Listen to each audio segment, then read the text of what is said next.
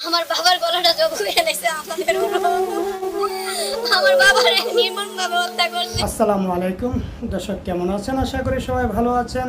আবারও আপনাদের জন্য একটি ভিডিও নিয়ে এসেছি, যে ভিডিওটি দেখলে আপনাদের হৃদয় কেঁপে উঠবে। ভিডিওর শুরুতে আপনারা ছোট্ট একটু ভিডিও দেখতে পেয়েছেন, সম্পূর্ণ ভিডিও আপনাদেরকে দেখাবো। একটু ধৈর্য ধরে সম্পূর্ণ ভিডিও দেখার অনুরোধ রয়েছে। ঈদ, কুরবানি ঈদ মানে আমরা পশু কুরবানি করি, কিন্তু সেই পশুর বদলে একটি মানুষ কুরবানি করে দিয়েছে। কত বড় জঘন্য মানুষ হলে সেই কাজটি করতে পারে, এবার আপনারাই ভাবুন। যে ঘটনাটি ব্রাহ্মণবাড়িয়া এনে আখাউড়াতে ঘটেছে, এই সম্পূর্ণ ভিডিও আপনাদেরকে দেখাবো। ধৈর্য ধরে সম্পূর্ণ ভিডিও দেখবেন, এবং যে অপরাধী যে এই ঘটনাটি ঘটাইছে তার ব্যাপারে আপনারা কি মন্তব্য অবশ্যই কমেন্টে লিখবেন। তার কি সাজা চান আপনারা? যারা দর্শক রয়েছেন অবশ্যই কমেন্টে লিখে যাবেন। যারা ইতিমধ্যে আমাদের চ্যানেলটি সাবস্ক্রাইব করেন নাই, প্লিজ নিত্য নতুন খবর পাওয়ার জন্য আমাদের চ্যানেলটিকে সাবস্ক্রাইব করবেন। যারা সাবস্ক্রাইব করেছেন তাদেরকে অসংখ্য ধন্যবাদ। যারা পেজ থেকে দেখছেন তারা অবশ্যই পেজটিকে ফলো করে দিবেন। তো চলুন কথা না বাড়িয়ে আমরা আগে ভিডিওটি দেখি, তারপরে এই বিষয় নিয়ে আলোচনা করব।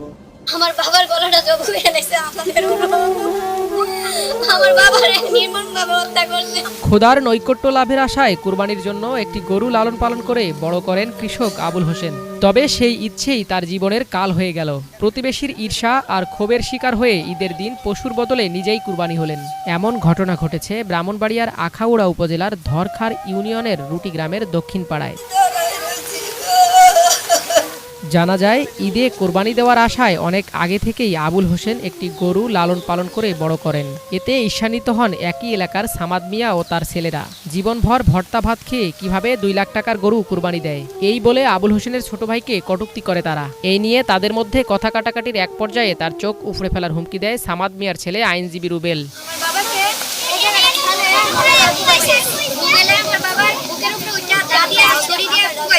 আমরা ভাই বোন 9 জন, আমরা ছোট ছোট ভাই বোন, আমাদেরকে সে এতিম করে দিয়ে গেছে। আমার স্বামী নাই, 5 বছর হয়েছে আমার স্বামী মারা গেছে। আমার 2টা সন্তান, আমার সন্তানটি নিয়ে আমি আমার বাবার বাড়ি থাকি, আমার বাবা দেখুন করে।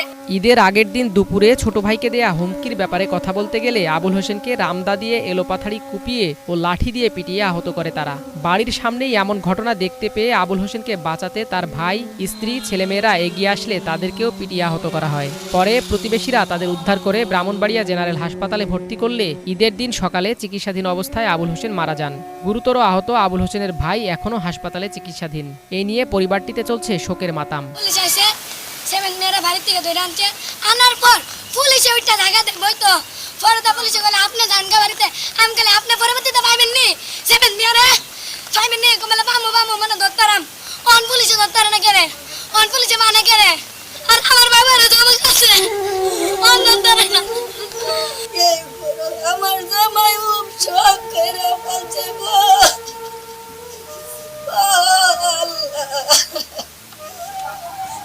এবার ঈদ কিয়ামত, এবার ঈদ আমার লেগে হাসান হোসেন শহীদের কারবালা।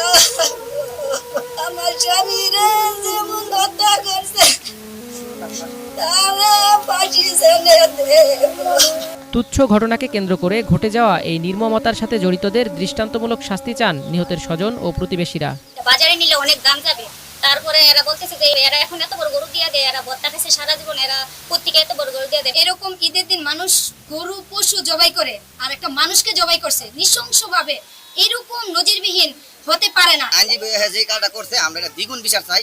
বাইরে আমরা মনে করেন যেভাবে আইনেতে গিয়ে বিচারটা আমরা পাই, এটা আমরা দরকার। নিহতের পরিবারের অভিযোগ, এ ঘটনায় রুবেল সহ 7 জনকে আসামি করে আখাউড়া থানায় মামলা হলেও আসামিদের গ্রেপ্তারে পুলিশ রহস্যজনক ভূমিকা পালন করছে। তবে পুলিশ বলছে ভিন্ন কথা। আমাদের প্রথম দিন থেকেই আসামি গ্রেপ্তারের জন্য আমার চেষ্টা অব্যাহত আছে। যদি পুলিশের বিরুদ্ধে কোনো অভিযোগ থাকে সেই বিষয়টা আমরা খতিয়ে দেখব, যদি কোনো শিথিলতা থাকে সেটা আমরা খতিয়ে দেখব।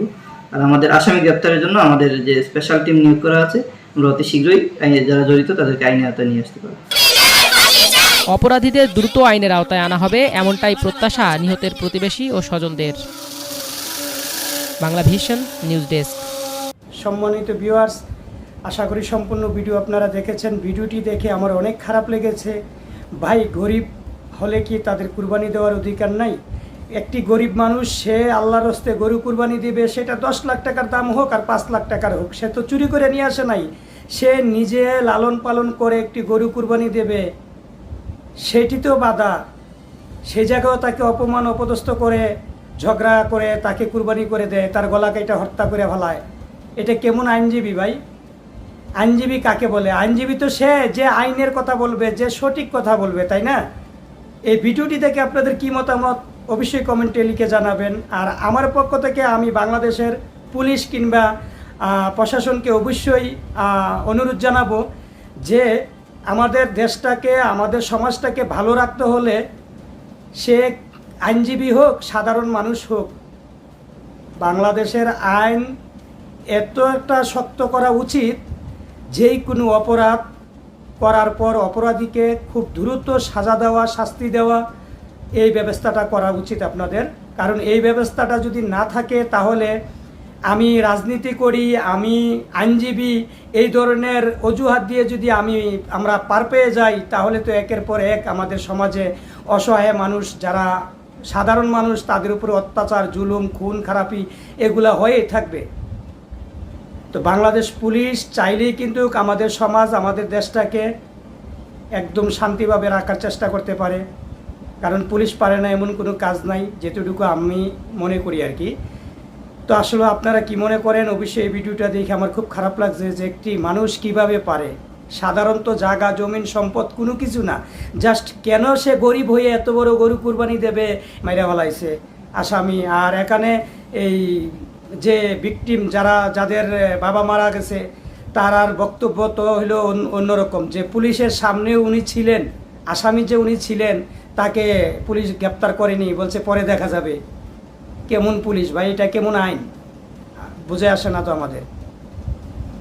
তা আপনাদের মতামত অবশ্যই কমেন্টে লিখে জানাবেন। আমার আর কিছু বলার নেই। আসলে এই খবরগুলো দেখলে ভালো লাগে না যে আমরা কোন দেশে বাস করি, যে আমাদের সাধারণ মানুষ, অসহায় মানুষ, গরিব মানুষের কোনো নিরাপত্তা নাই।